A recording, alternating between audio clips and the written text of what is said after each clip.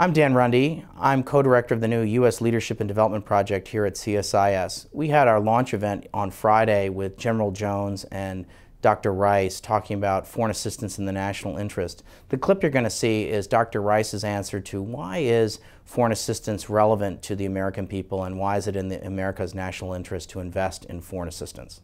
I know one of the things that you need, both of you, miss the least out of being out of office is testifying in front of the Congress.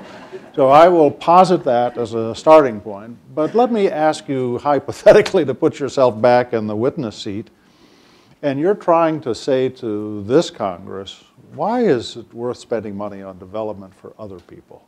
This is a hard message right now. Yeah, it's a really hard message, and it's a hard message because we have a huge deficit reduction debate, and we can get into the ins and outs of what actually causes deficits. But I think that the argument that Jim started with and that I started with, this is of course a moral cost. And as President Bush used to say very often, to whom a lot is given, we owe a lot, and it's true. And so morally, we have an obligation.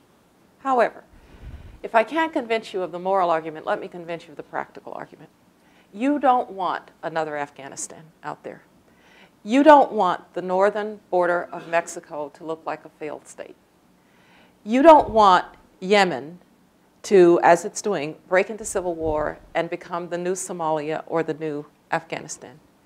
How many times do we have to learn that ungoverned territory where governments cannot deliver for their people and where hopelessness and chaos reign are a problem for us? And so let's remember what has happened when the United States has put its mind to helping to deal with chaos. World War II is probably the best example. In 1947, 2 million Europeans were still starving.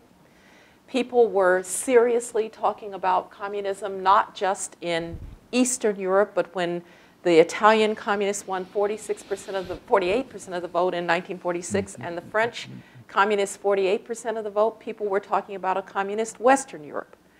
And it was the foresight of the United States to engage in free trade, economic development, nation building in Europe that led not just to a stable western half of Europe, but ultimately defeated the Soviet Union and has now led to a Europe that's mostly whole, free, and at peace. So we can pretend that it doesn't matter that there are these places out there that are ungoverned spaces, places where people live on $1 a day, places that are chaotic because there's neither security nor prosperity, and that doesn't affect us.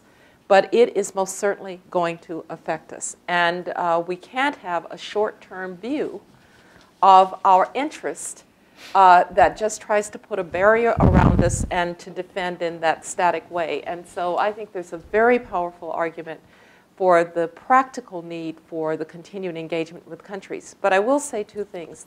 Those of us who want to make that argument owe two more sentences. Paul Applegarth is here. He was the first MCC. Mm-hmm. We're not going to fund corrupt governments and corrupt officials who line their own pockets. That's not what we're asking the American people to do. We're going to insist on fighting corruption. Your dollars will be well spent.